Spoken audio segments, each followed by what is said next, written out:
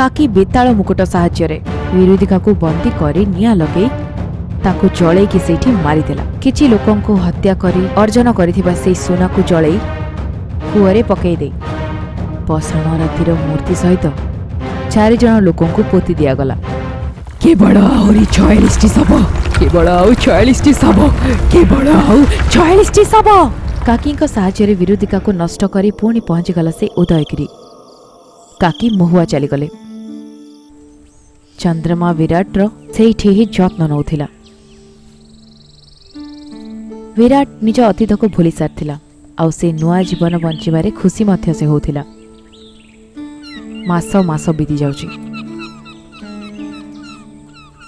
माँ को प्रतिज्ञा देइथिबा जगु से जो तांत्रिक विद्या को जानिथिला तांको मणिषंक आगरे प्रयोग करुनथिला। सौमित्री निज अतीत को संपूर्ण भूली जाए खेतरे कड़ा परिश्रम करे उदयगिरीर लोकमानंक सहित जीवन बंचुथिला। किंतु असल एटा थिला। गोटे दिन सांग मल्लिक आसी अरे सौमित्री मोर भौणी बाहाघर आर मासरे अछि। मोर माँ बंची थिले एते खुशी हे थांते। तमे किछि काम रखिबनी से समय रे तमे मो सहित थिले भलो हबो। तमे चिंता करनी भौणीर बाहाघर मु तो थिबी ही। एतिके कही 2 जण खेत को चली गले। किंतु असल एटा थिला जे उदयगिरी जंगल सहित लागिथिबा गोटे छोटिया जगह अछि बन्नी। से गाँर सीमार थिबा कबरिस्तान रहुथुबा मंगल नामक गोटे डम निज झिଅ चंद्रिका सहित रहुथिला। मंगल दिन सारा डोम भली रुहे। राति सारा तांत्रिक पूजा करुथिला। से सुना पाई पागल थिला। आविर्भावम पाताल लोक प्रेत नाय की अवश्य करो क्रीम भ्रीम भूत पिशाच निर्वीय ज्वाला डाकिनी ह्रीम क्रीम भ्रीम देही हीरा पन्ना रत्न सोना देही। बहुत समय पूर्व जेतेबेले झिଅ चंद्रिका बहुत छोट थिला मंगोली निज क्षुद्र पूजा को सफल करिबा पाई निज पुओ को सब पूजा रे से बलि दे देथिला। एहा जानिला पर भी पिता दुष्ट आउ से तांत्रिक पूजा करे। से चेष्टा करुथुला कौन से प्रकार से घर दौड़ी की चली जाओ। किंतु असल रे थिला से गोटे डोमर झिଅ सब कबरिस्तान भितरे रहिथिबा झिଅ। बाहर दुनिया ताको जणा नाही कुआडे जीव केमिति रहइबो ताको किछि भी जणा नाही। सेथिपाई से निज इच्छा विरुद्ध रे निज बापा सहित ही रहुथिला।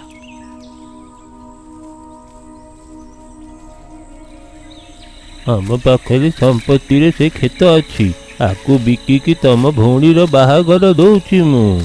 तम पई आ संपत्ति नाही केवल घर अछि। बापा एमिति कहिबेनी भौणीर बाहाघर भलो घर रे होउछि से खुशी रहिले मोते आ कोन दरकार। एही भଳି ସେମାନେ कथाबार्ता हे जाउथिले। किंतु रास्ता रे डकायत मानकर गोटे गैंग 2 जन को छुरी रे धमके गछरे बांधले।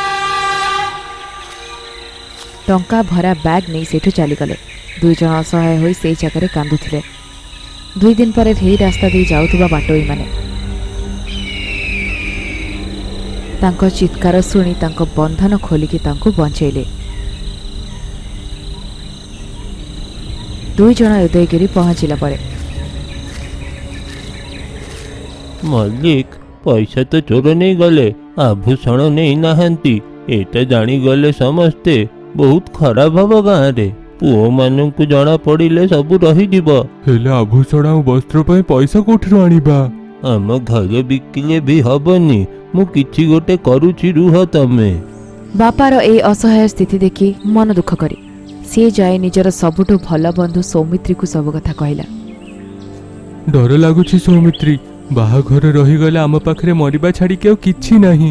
एहा सुनी सौमित्री को बहुत राग आसिला। ता भीतर निया जेमिति पुणी जଳି उठिला। अष्टदुष अंजना तंत्र करिकी जानी हब से माने कोठी गोईठा मारिकी सबु नेकी आसी हब।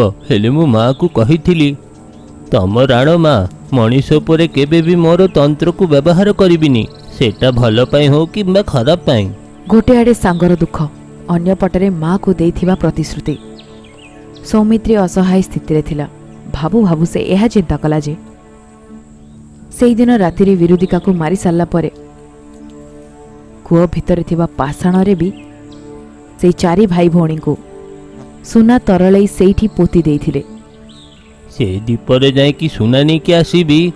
ମାଲିକକୁ ନିଜ ସହିତ ନେଇକି ଗଲେ ହିଁ ଭଲ ହବ। ଅନ୍ଧାର ହେଲା ପରେ ମଲ୍ଲିକକୁ ନେଇ ସେ ଗୁପ୍ତ ଦ୍ୱୀପ ପାଇଁ ସେଇଠୁ ବାହାରିଗଲା। ମାଲିକ, ଆମେ ଯେଉଁ ଦୀପରେ ଯାଉଛୁ ସେଟା ଭୟଙ୍କର। ତମକୁ ସମ୍ପତ୍ତି ଦରକାର, ସେଥିପାଇଁ ପ୍ରାଣକୁ ବିପଦରେ ରଖିକି ସେ ଦୀପକୁ ନେଇକି ଯାଉଛି। ଯାହା ବି ହେଇଯାଅ, ପ୍ରାଣ ବି ଗଲେ ତମେ ମୋତେ ରାଣ ଦିଅ ଯେ ତମେ ଆଉ ଏ ଦୀପକୁ ଆସିବନି। କଣ ଭାଇ, ସେ ଗୁପ୍ତ ଦୀପରେ କଣ ଅଛି?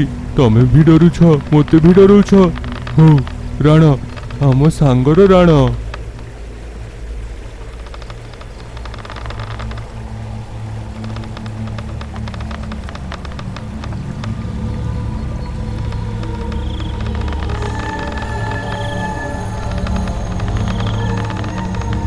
ନୌକା ଆସି ଗୁପ୍ତ ତଟର ଦୁଆରରେ ରହିଲା। ପୂର୍ଣ୍ଣିମା ପିଶାଚକୁ ମନ୍ତ୍ରବାଲି କାକି ସେଠି ଭସ୍ମ କରିଦେଲେ। ସେଥିପାଇଁ ଦ୍ୱୀପରେ ପହରା କେହି ଦେଉନଥିଲେ। ଦ୍ୱୀପ ଅନ୍ଧକାର ଓ ସୁନସାନ ଥିଲା। କୂଅରେ ଅଲଗା ଗଛଗୁଡ଼ିକ ଢାଙ୍କି ଦେଇଥିଲେ। ପଛ ସୁଡ଼ଙ୍ଗ ଦେଇ ଗୁମ୍ଫା ଭିତରକୁ ଗଲାବେଳେ ଏପଟେ ସେପଟେ କିଛି ସୁନାର କଏନ୍ ଥିଲା। ତାକୁ ଦେଖିଲା ପରେ ମଲ୍ଲିକର ଆଖିରେ ଚମକ ଆସିଗଲା। ଆରେ ବାପରେ, ଏତେ ସୁନା! ଆଗରେ କହିଥିଲେ ଆହୁରି ବଡ଼ ଡଙ୍ଗା ନେଇକି ଆସିଥାନ୍ତେ। ଏଟା ପାପର ସୁନା, ଲୋକମାନଙ୍କ ପ୍ରାଣ ନେଇଥିବା ସୁନା। ଭଉଣୀର ବାହାଘର ରହିଯିବ, ସେଥିପାଇଁ ମୁଁ ତମକୁ ଏଇଠି ନେଇକି ଆସିଛି। ଯାହା ମିଳିଲା ସବୁ ଗୋଟେଇ ନେବେ ଭାବି ଗୋଟିଏ ଜାଗାରେ କଏନ୍କୁ ଏକତ୍ରିତ କରେ। ତମେ ଏଇଠି ରୁହ, ମୁଁ ଯାଇକି ଦେଖୁଛି ମୋତେ କଣ ବ୍ୟାଗ୍ ମିଳୁଛି କି ନାହିଁ। କିଛି ବ୍ୟାଗ ଦରକାର ନାହିଁ, 10ଟା ମୁଦ୍ରାରେ ହିଁ ହବ। ଭଉଣୀର ବାହାଘର ହେଇଯିବ। ଏହା କହି ମଲ୍ଲିକର ଥଳିରେ କିଛି କଏନ୍ ପକେଇଦିଏ। ଜବରଦସ୍ତ ତାକୁ ଟାଣି ଟାଣି ଆଣି ନୌକାରେ ବସାଇଲା। ସେଇ କୂପରେ ପଷାଣ ରାତ୍ରି ଅଛି, ସେ ଭାରି ଭୟଙ୍କର।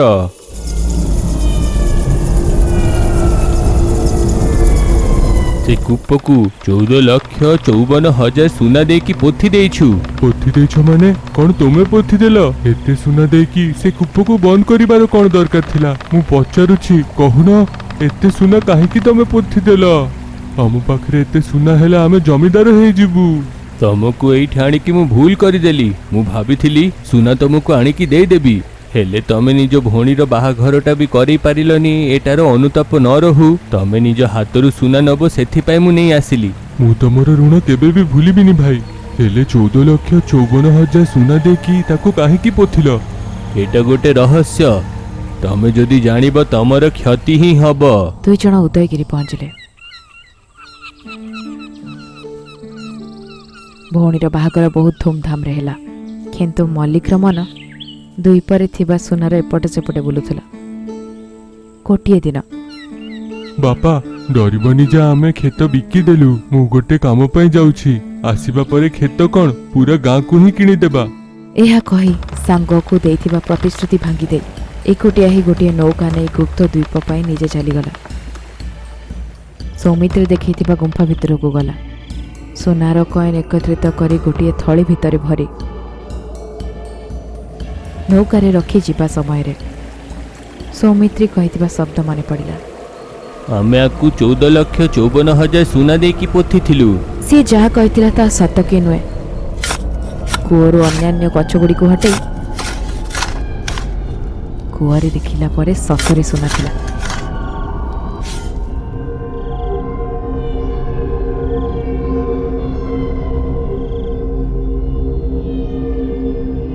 अरे बाप रे, एते सुना! अरे सौमित्री, तमें एटा मते कहीदेल, भल हैला। मु एबे राजांकर भी राजा हेई गली। मु रहस्य जानी गली। ଏହା କହି କୂଅର ତଟ ଉପରେ ଗୋଟିଏ କୋଦାଳରେ ସେ ଖୋଳୁଥିଲା। କୋଦାଳର ମାଡ଼ରେ ପୁରୁଣା କୂଅ ହେଇଥିବାରୁ ସେ ସେଇଠି ଭାଙ୍ଗିକି ଗଳି ପଡ଼ିଲା। ଆଉ ଭିତରେ ଗୋଟିଏ ଛୋଟିଆ ରାସ୍ତା ତିଆରି ହେଇଗଲା। ଭିତର ପୁରା ଅନ୍ଧକାର ଥିଲା। ବହୁତ ଜୋରେ ଶବ୍ଦ ସହ ଉପରୁ ରଶ୍ମି ପଡ଼ିଲା। ଏହି ସବୁ ଜିନିଷ ଉପରେ ଧ୍ୟାନ ନ ଦେଇ ମଲ୍ଲିକ ଏବେ ବି କୂଅକୁ ଖୋଳୁଥିଲା। ଏତେ ସୁନା ନେଇଯିବା ପାଇଁ ଏ ଡଙ୍ଗା ଚାଲିବନି, ବଡ଼ ଡଙ୍ଗା ଆଣିବାକୁ ପଡ଼ିବ। ଏହା ଦେଖି ସେ ଜୋରେ ଜୋରେ ଆହୁରି ସେଇ ଜାଗାକୁ ଖୋଳିବା ଆରମ୍ଭ କଲା। କୁଅ ଭିତରୁ ଅଜବ ଅଜବ ଚିତ୍କାର ଶୁଣା ଯାଉଥିଲା। ଖୋଳିବା ଅଟକିଲା ଆଉ କାନ ଦେଇ ସେ କୂଅ ଭିତରୁ ଶୁଣିଲା, ଭୋକ ଭୋକ, ପୂର୍ଣ୍ଣିମାର ପିଶାଚ 28 ପୂର୍ଣ୍ଣିମା ପରେ ବି ଆମକୁ କାହିଁକି ଭୋକ ଲାଗୁଛି? ଭୋକ ଭୋକ। ପୂର୍ଣ୍ଣିମାର ପିଶାଚ? ଏମିତି କିଏ ନାହିଁ? ଆପଣ କିଏ? କଣ ପୂର୍ଣ୍ଣିମାର ପିଶାଚ ନାହାନ୍ତି? ହଁ, ଯଦି ସେମାନେ ଥାନ୍ତେ ଏ ଧୂପରେ କେହି ଆସିପାରିନଥାନ୍ତେ। ୟା ମାନେ ଆମକୁ କେହି ବି ଜଗି ନାହାନ୍ତି, ଆଉ ୟା ମାନେ ଆମେ ଏ ଜାଗାରୁ ଯାଇପାରିବୁ। ଭିତରେ କିଏ ଅଛି? ଆପଣ କିଏ? କିଏ? ଏ ପୁଣି ସୁନାର ଭାଗ ନେବନି ତ?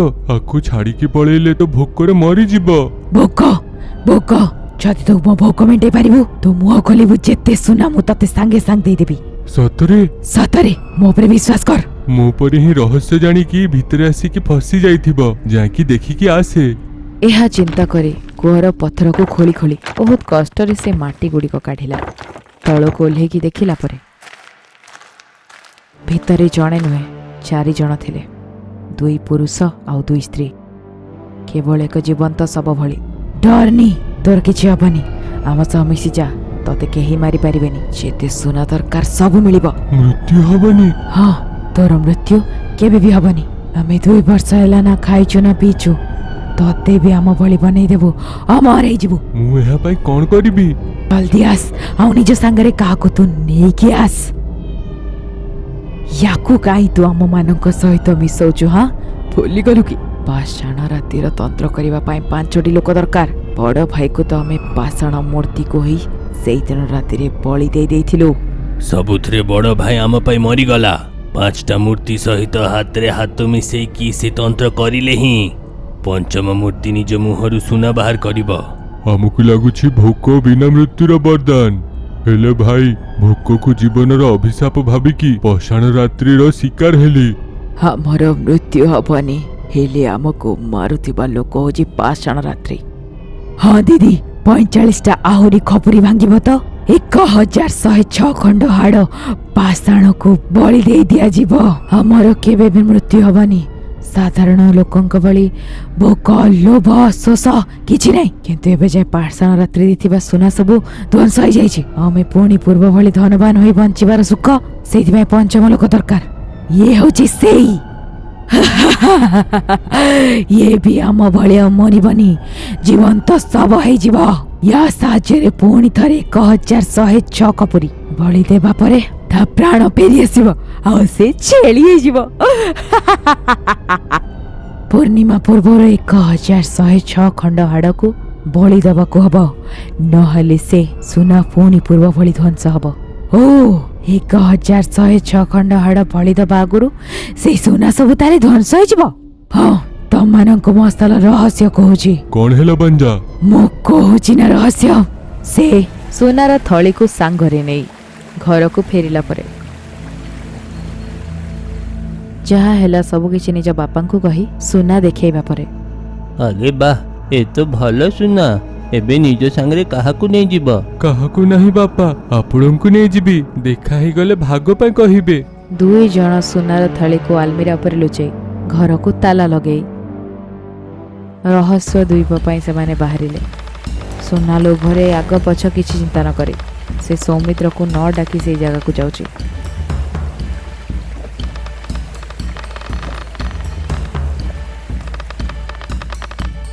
ବାପା ସହିତ ମିଶି କୂଅକୁ ଓହ୍ଲେଇଲା। ବନଜା କହିବା ଅନୁସାରେ ବାପାକୁ ସେ ତଳେ ଶୁଆଇ ପକେଇଲା। ମୋ ବାପାଙ୍କୁ କାହିଁକି ଶୁଆଇଲ? କଣ କରୁଛନ୍ତି କୁହ? ସେଇଟା ରହସ୍ୟ। ତମେ ପାଷାଣ ରାତ୍ରିର ହାତ ଧରି ସେଇ କୋଣରେ ଯାଇ ବସି ପଡ଼।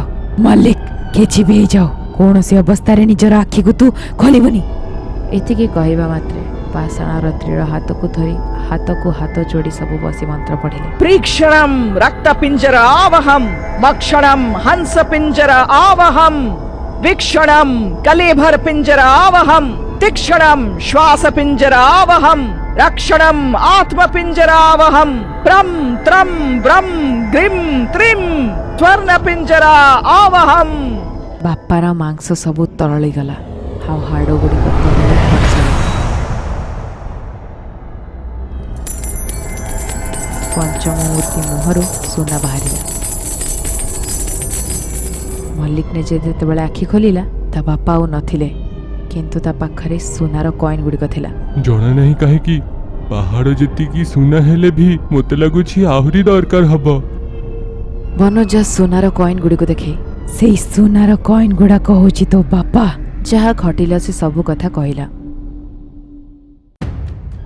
ତୁ ଏଇନା ଆମମାନଙ୍କ ଭିତରୁ ଜଣେ। ନା ତତେ ଭୋକ ଲାଗିବ ନା ତତେ ଶୋଷ ଲାଗିବ। ପାଷାଣ ରାତ୍ରିକୁ ଗୋଟିଏ ଜୀବ ବଳି ଦେଲେ ହିଁ ତୁ ଭୋକ ଶୋଷ ମେଣ୍ଟିବ। ଆହୁରି 45ଟା ଖପୁରି ବଞ୍ଚିଛି, ଆଣ। ସେ ଦୁଃଖୀ ଥିଲା କି ତା ବାପା ଆଉ ରହିଲେନି, କିନ୍ତୁ ସିଏ ଆଉ ମରିବନି। ଅନନ୍ତ ସୁନା ପାଇବା କାରଣରୁ ବାପାର ମୃତ୍ୟୁ ଉପରେ ସିଏ ଆଉ ଧ୍ୟାନ ଦେଲାନି। ମୁଁ ଆଉ ସହିପାରୁନି, ସୂର୍ଯ୍ୟ ଆଉ ଚନ୍ଦ୍ରର ମୁଁ ଆଲୋକ ସହିପାରିବିନି। ମଲ୍ଲିକ ତୁ ଯା, ଏ ମଲ୍ଲିକ ତୁ ଯା। ଯେତେ ତତେ ଶବ ମିଳୁଛି, ଅନାଥ ଲୋକ ମିଳୁଛନ୍ତି, ଆଣ। ସୂର୍ଯ୍ୟ ଆଉ ଚନ୍ଦ୍ରମାର ଆଳୁଅ ମୋ ଉପରେ ପଡ଼ିବ କି? ଏବେ ତୁ ପ୍ରଥମ ଚରଣରେ ଅଛୁ, ଆଉ ଆମେ ଶେଷ ଚରଣରେ। ମଲ୍ଲିକ ନୌକାରେ ଯିବା ପରେ 1106 ଖଣ୍ଡ ହାଡ଼ ପୂରଣ ହେଲା ପରେ ହିଁ ଆମେ ତନ୍ତ୍ର ଆରମ୍ଭ କରିଦେବା। ତନ୍ତ୍ର କରିବା ପାଇଁ ବିବାହିତ 3 ମାସିଆ ଗର୍ଭବତୀ ସ୍ତ୍ରୀ ଲୋକ ଦରକାର। ଏଇ କୂଅର ଉତ୍ତର ଦିଗରେ ଗୋଟେ ସୁଡ଼ଙ୍ଗ ଖୋଳ। 1100 ଖପୁରୀର ଗୋଟିଏ ମାଳ ତିଆରି କରିବାକୁ ହବ। ହେଲେ ଏତେ ଖପୁରୀ ଆମ ପାଖରେ କୋଉଠୁ ଆସିବ ଦିଦି? ଆହୁରି 45ଟି ବଳି ଦେଲେ 1106 ଶବ ମିଳିଲେ ଆମର ତନ୍ତ୍ର ବିଦ୍ୟା ପୂରଣ ହବ। ଆଉ ଏପର୍ଯ୍ୟନ୍ତ ମଣିଷମାନଙ୍କର ବଳି ଦିଆଯିବା ଯୋଗୁଁ ପଞ୍ଚମ ମୂର୍ତ୍ତି ହିଁ ସୁନା ଦେବ। ତାପରେ ସୂର୍ଯ୍ୟ କି ଚନ୍ଦ୍ରର ପ୍ରକାଶ ପଡ଼ିବା କଥା ନାହିଁ, ସେଥିପାଇଁ ସୁଡ଼ଙ୍ଗ ଖୋଳ।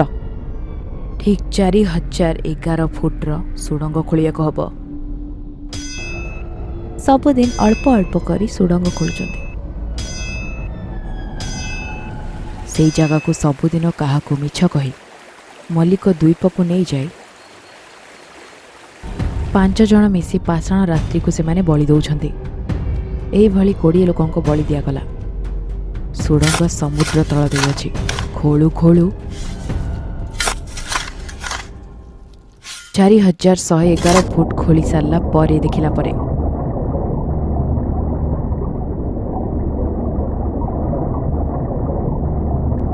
ବନ୍ନି ଗାଁର କବରସ୍ଥଳରେ ଯାଇ ପହଞ୍ଚିଲେ। ଡୋମ୍ ମଙ୍ଗଲକୁ ସୁନାର ଲୋଭ ଦେଖେଇ ତାକୁ 25ଟି ଶବ ମାଗିଲେ। ବାସ୍ ଏତିକି କାମ? ଆମ ସ୍ୱର୍ଗଦ୍ୱାରରେ ଏମିତି ଲାଶ ବହୁତ ଗୁଡ଼ା ପଡ଼ିଅଛି। ତେବେ ସେଇ ଗାତ ପାଖକୁ ଆସିଥିବା ଚାନ୍ଦ୍ରିକାକୁ ଦେଖି, କିଏ ଇଏ ଝିଅ? ଏ ଝିଅ, ଯାଇକି ଟିକେ ପାଣି ନେଇ ଆସ। ମଙ୍ଗୋଲ ଦେଖିଲା ବନଜା ଚନ୍ଦ୍ରିକାକୁ ବହୁତ ଜୋରେ ଅନଉଛି। ଶବ ପାଇଁ ଏତେ ଗୁଡ଼ା ସୁନା ଦେଲ, ବଞ୍ଚୁଥିବା ଛୁଆକୁ କେତେ ଦେବା? ଆପଣଙ୍କୁ କ'ଣ ଆମ ଝିଅ ଦରକାର? ତାକୁ ହିଁ ଦେଖୁଛନ୍ତି? ହଁ ଦରକାର, କାହିଁକି ନା ଆମେ ଏବେ ସାଙ୍ଗେ ସାଙ୍ଗେ ତତେ 10 ବୋରି ସୁନା ଦେବୁ। ଏହାର ମାକୁ ବଳି ଦେଲେ 25 ପଇସାର ବି ଲାଭ ନାହିଁ, ହେଲେ ଆକୁ ବଳି ଦେଲେ ବହୁତ ଲାଭ ହବ। ଚନ୍ଦ୍ରିକା ଏ କଥା ଶୁଣି କାନ୍ଦିବା ଆରମ୍ଭ କଲା। ଏତେ ଦିନ ଯାଏ ଯାହା ସହିତ ରହୁଥିଲା ସେ ବହୁତ ଦୁଷ୍ଟ ଥିଲା, ତନ୍ତ୍ର ବିଦ୍ୟା କରୁ, କିନ୍ତୁ ନିଜ ସ୍ତ୍ରୀକୁ ହିଁ ବଳି ଦେଉଥିବା ନିଜ ଲୋକକୁ ଜାଣି କାନ୍ଦି କାନ୍ଦି, ଯଦି ମୁଁ ୟାଙ୍କ ପାଖରେ ରହିଲି ୟାଙ୍କରି ହାତରୁ ହିଁ ମରିଯିବି, ଏହା ଚିନ୍ତା କରି ଅନ୍ଧାର ହେଲା ପରେ ଗାଁ ଛାଡ଼ିକି ଜଙ୍ଗଲ ରାସ୍ତା ଦେଇ ଦୌଡ଼ିକି ଚାଲିଗଲା। 4 ଜଣ ଗୁପ୍ତ ସୁଡ଼ଙ୍ଗ ଦେଇ ଭିତର ଦେଇ ଦେଇ ଯାଉଛନ୍ତି ଦ୍ୱୀପକୁ।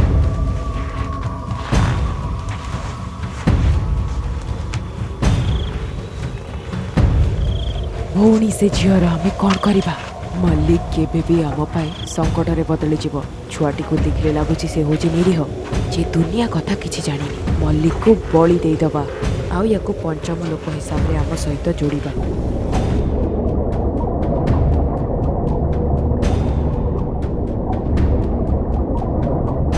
ସେପଟେ ସୌମିତ୍ରୀକୁ ବହୁତ ଦିନ ହେଲା ସାଙ୍ଗ ନ ଦେଖାଯିବାରୁ ଗାଁର କିଛି ଲୋକ ହଜିଯିବା ଉପରେ ତାକୁ ସନ୍ଦେହ ହେଲା। ମଲ୍ଲିକର ଘରର ତାଲା ଭାଙ୍ଗି ଘର ଭିତରକୁ ଯାଇ ସବୁଆଡ଼େ ସେ ଖୋଜି ବୁଲିଲା। ଅଟାରୀ ଉପରେ ସୁନାର ଗୋଟେ ଥଳି ମିଳିଲା। ତା ମାନେ ସୁନା ଲୋଭରେ ସେ ଦୀପକୁ ପଳେଇଲା। ଜଣା ନାହିଁ ତା ସହିତ କ'ଣ ହେଲା। ମୋତେ ସେଇଠି ଯିବାକୁ ପଡ଼ିବ। ଏହା ଚିନ୍ତା କରି ଏକୁଟିଆ ହିଁ ଜଙ୍ଗଲ ରାସ୍ତା ଦେଇ ସମୁଦ୍ର ଆଡ଼କୁ ଯିବା ସମୟରେ ରାସ୍ତାରେ ଅଚେତ ହୋଇ ପଡ଼ିଥିବା ଚନ୍ଦ୍ରିକାକୁ ଦେଖି ତାକୁ ଘରକୁ ଆଣି ପଚରା ଉଚରା କଲା ପରେ ଶ୍ମଶାନକୁ ଆସିଥିବା 2 ପୁରୁଷ ଓ 2 ସ୍ତ୍ରୀଙ୍କ ବିଷୟରେ ସେ କହିଲା। ସେମାନେ କିଛି ତ୍ରିଦଶା ମନ୍ତ୍ର ଆଉ ପାଷାଣ ପୂଜା କିଛି କିଛି ମୋ ବାପାଙ୍କୁ କହୁଥିଲେ ଆଉ ମୋର ବି ବଳି ଦେବା କଥା କହୁଥିଲେ। ବାପରେ ଭୟଙ୍କର ଜିନିଷ ଆସୁଛି, ମତେ ମନ୍ତ୍ର କାକି ପାଖରେ ନେଇକି ଚାଲ।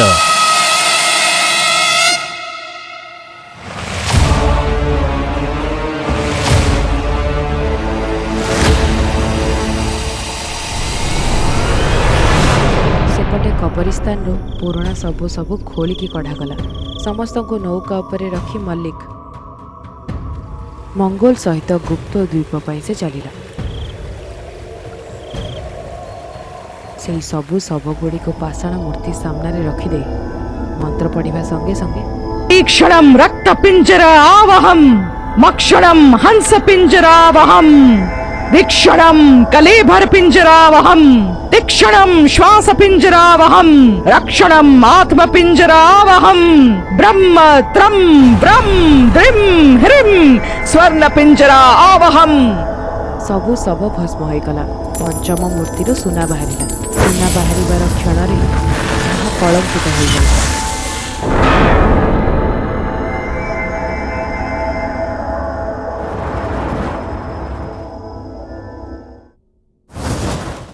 ମଙ୍ଗୋଲ ନିଜର ଥଳି ଖୋଲିକି ଦେଖିଲା ତ ସବୁ ପାଉଁଶ। ଏ କଣ ମତେ ଦେଇଥିବା ସୁନା କଳା କେମିତି ହେଲା? ଡରନି, ଏବେଠୁ କେବଳ ସୁନା ହିଁ ସୁନା ମିଳିବ।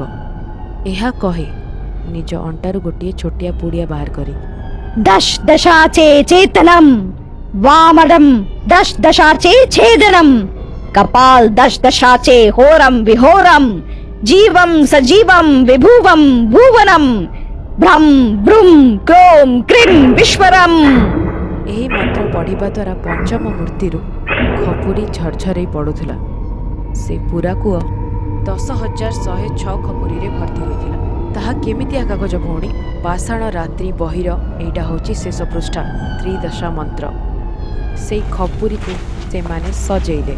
ସୁଡ଼ଙ୍ଗ ଦେଇ ସବୁ ଖପୁରିର ହାର ତିଆରି କରାଗଲା। ଯେପରିକି ଏମିତି ଥିଲା, ଭଉଣୀ ପଦ୍ମଜା ନିଜ ଭାଇକୁ ଦେଖା କରିବା ପାଇଁ ଉଦୟଗିରିକୁ ଆସିଲା।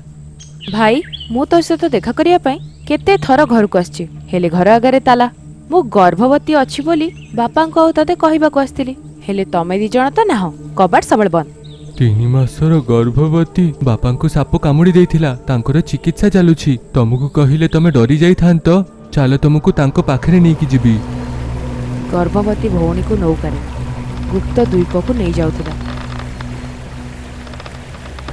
ହଁ ଭାଇ, ମୁଁ କହିବାକୁ ଭୁଲି ଯାଇଛି, ତୁ ଯୋଉ ହାରଟା ତିଆରି କରିନଥିଲୁ ସେଇଟା କଳଙ୍କି ହେଇଯାଇଛି। ମୁଁ ଆଉ ଗୋଟେ ଭଲ ହାର ବନେଇବି। ସମୁଦ୍ର ପାର କରିକି ଆମେ ବହୁତ ଦୂରକୁ ଚାଲି ଆସିଲୁଣି।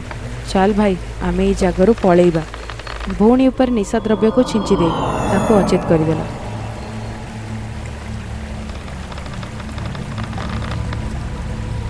ବଳି ଦେବା ପାଇଁ ଗର୍ଭବତୀ ପ୍ରସ୍ତୁତ ଅଛି। ମୁଁ ନିଜ ଭଉଣୀକୁ ହିଁ ନେଇକି ଆସିଗଲି।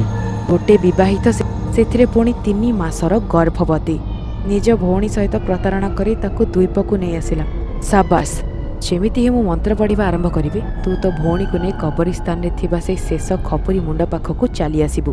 ସାବଧାନ, ଯଦି ଟିକିଏ ବି ଭୁଲ ହେଇଗଲା, କିଛି ଦିନର ସବୁ ପରିଶ୍ରମ ବେକାର ଯିବ। କୂଅରେ 5ଟି ମୂର୍ତ୍ତି ହାତ ଯୋଡ଼ି ଖପୁରିର ହାର ତିଆରି କରି ଆଉ ତାକୁ ବାନ୍ଧି प्रो क्रीं वक्रम अकृतम वायु प्राण प्राण क्रोम ब्रह्म चक्रम चक्रुतम आत्म प्राण प्राण।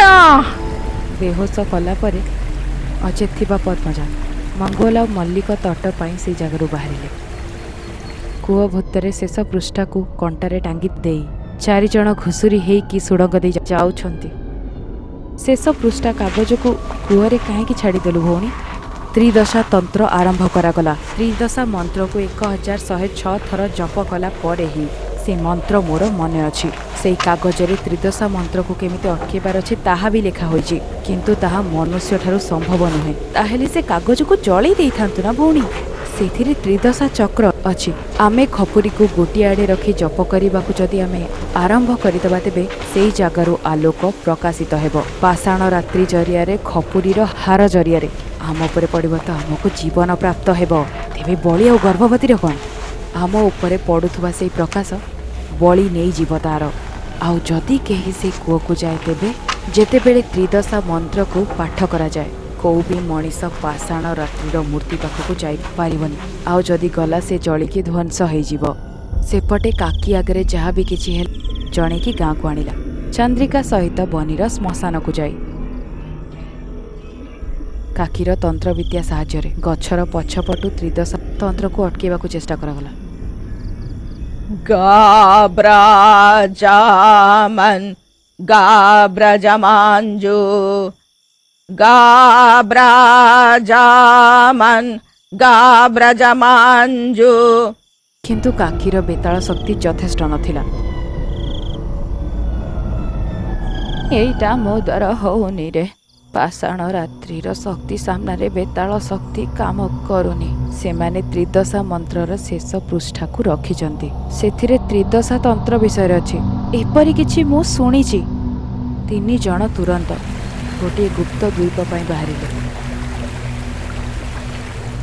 ସେଠି 5 ଜଣ ଲୋକ ହାତ ଧରି ଯେପରି ଏକ ହାର ପରି ବସିଥିଲେ। ବନଜା ତ୍ରିଦଶା ମନ୍ତ୍ରକୁ ପଢ଼ୁଥିଲା। ଅଚେତ ହୋଇଥିବା ପଦ୍ମଜା ଉପରେ ହାତ ରଖି ବନଜା ହାତ ରଖିଲା। ପାଷାଣ ରାତ୍ରିର ରାତି ଆସିବ, ରାତ୍ରି ଆସିବ। ହୁକୁମ ବାସ୍ତବିକ ଶରୀର ଦେହମ୍। ମଙ୍ଗୋଲି ତନ୍ତ୍ର ବିଦ୍ୟାର ରକ୍ଷଣାବେକ୍ଷଣ କରୁଛି। ସେ 3 ଜଣ ଦ୍ୱୀପରେ ପହଞ୍ଚିଲେ। ପୁଅକୁ ଯିବାକୁ ଚେଷ୍ଟା କଲେ, କିନ୍ତୁ ସେଇଠି ନିଆଁର ଧାସ। ମୁଁ ଆଗରୁ କହିଥିଲି ପାଷାଣ ମୂର୍ତ୍ତି ଭାରି ଭୟଙ୍କର। ତାର ତ୍ରିଦଶା ମନ୍ତ୍ରରେ କୌଣସି ମଣିଷ ବାଧା କରିପାରିବେନି। ମଣିଷ ନାହିଁ ତ ଜନ୍ତୁ ପକ୍ଷୀ ଏମାନେ ତ ଯାଇପାରିବେ। ଏହା କହି ପରକାୟା ତନ୍ତ୍ର ବିଦ୍ୟାକୁ ଆପଣେ, ଯାହା ସେ ଜାଣିଥିଲା। ସେ ଗୋଟେ ମୃତ କାଉ ଭିତରେ ବସି କୂଅକୁ ଯାଇ ସେ କାଗଜରେ ଲେଖାଇଥିବା ମନ୍ତ୍ର ପଢ଼ି ସେଇ କାଗଜରେ ଥଣ୍ଟ ମାରି ତାକୁ ଫାଡ଼ିବା ପାଇଁ ବହୁତ ଚେଷ୍ଟା ମଧ୍ୟ କଲା। ସେଇଥିରୁ ବାହାରୁଥିବା ଆଲୋକ ରଶ୍ମି ଯୋଗୁଁ ସେ ତାକୁ ଜାଳି ବି ପାରୁନଥିଲା। ଆଉ ସେ ଉପରୁ ଉଡ଼ି ଚାଲି ଆସିଲା। ପୁଣି ସୌମିତ୍ରୀର ଶରୀରରେ ପଶିଲା।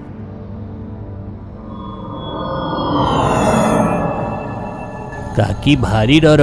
ଯଦି ତ୍ରିଦଶା ତନ୍ତ୍ର ପୂର୍ଣ୍ଣ ହେଇଗଲା, ହେଲେ ଆହୁରି ଡର ଅଛି।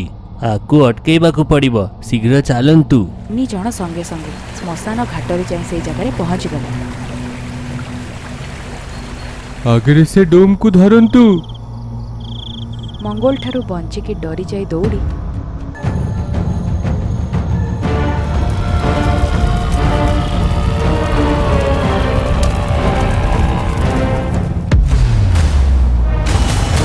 ପଦ୍ମଜାକୁ ଟାଣି ସେ ସେଇ ଜାଗାରେ ଶୋଇପଡ଼ିଲା। ଚନ୍ଦ୍ରିକା, ମୋର ମାକୁ ଦେଖିବ। କାକି ତ୍ରିଦଶା ତନ୍ତ୍ରକୁ ଅଟକେଇବା ପାଇଁ ଜଣେ ନାହିଁ 2 ଜଣ ଅଛନ୍ତି। ସେ ଆତ୍ମା ଡରୁଥିବା ଯୋଗୁଁ ମନ୍ତ୍ର ପଢ଼ିକି ବଳି ପାଇଁ ଯିବାକୁ ପଡ଼ିବ। ଏ ଗାଁରେ ମୁଁ ହିଁ ଏମିତି ଜଣେ ବ୍ୟକ୍ତି, ସୌମିତ୍ରୀ ଭିତରେ ବିରାଟର ଆତ୍ମା। ଏହା କହି ସେ ତ୍ରିଦଶା ମନ୍ତ୍ରର ଶେଷ ପୃଷ୍ଠାରେ ଥିବା ଭଙ୍ଗ ମନ୍ତ୍ରକୁ ପଢ଼ିବା ଆରମ୍ଭ କଲା। ଦିଗବନ୍ଦନା ଦିହି ଭୁବି ପୃଦି ପ୍ରଳୟ ଲୟ ବିଲୟ। ପାଷାଣର ରାଜା ବିରୁଡମ୍। ଏପରି କରିବା ଦ୍ୱାରା ଖପୁରି ଗୋଟିଏ ଗୋଟିଏ କରି ଫାଟି ଯାଉଥିଲା।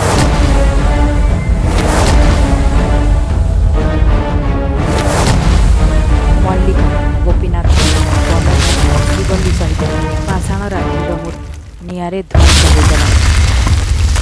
ସୌମିତ୍ରୀର ମାଂସ ସବୁ ଖଣ୍ଡବିଖଣ୍ଡ ହୋଇଗଲା। ଆଉ ହାଡ଼ ଗୁଡ଼ିକ ପାଉଁଶ ହୋଇଗଲା। ଆତ୍ମା ଶରୀରରୁ ବାହାରକୁ ବାହାରି ଯାଉ ହିଁ ଥିଲା ଯେ କାକେ ନିଜ ମନ୍ତ୍ର ସାହାଯ୍ୟରେ ତାକୁ ବନ୍ଦୀ ବନେଇଦେଲେ। ଅଚେତ ହୋଇପଡ଼ିଥିବା ପଦ୍ମଜାର ପେଟକୁ ଆତ୍ମା ପଠାଇଲା। ପାଷାଣ ମୂର୍ତ୍ତିର ପୀଡ଼ା ଶେଷ ହୋଇଗଲା। 6 ମାସ ପରେ ଗୋଟିଏ ପୁଅ ଜନ୍ମ ଦେଲା ପଦ୍ମଜା। ପୁରା ବିରାଟ ଭଳି ଅବିକଳ ଥିଲା। ସାମାନ୍ୟ ମଣିଷ ରୂପରେ 2ଟି ହାତ 2ଟି ଗୋଡ଼। ଚନ୍ଦ୍ରିକା ତୋ ବଡ଼ ଭାଇ ଜନ୍ମ ନେଇଛି, ପୁଣି ଥରେ ତୋ ସାନ ଭାଇ ଭଳିଆ। କାକି ପାଷାଣ ମୂର୍ତ୍ତିର କାହାଣୀ କ'ଣ? ଆଉ କ'ଣ ରହସ୍ୟ ତାର? ଭୟଙ୍କର, ସେମାନେ ବହୁତ ଭୟଙ୍କର। ଆମେ ଭାବୁଛୁ ସେମାନେ ଫାଟିକି ନଷ୍ଟ ହେଇଗଲେ, କିନ୍ତୁ ତାଙ୍କର କୌଣସି ମୃତ୍ୟୁ ନାହିଁ।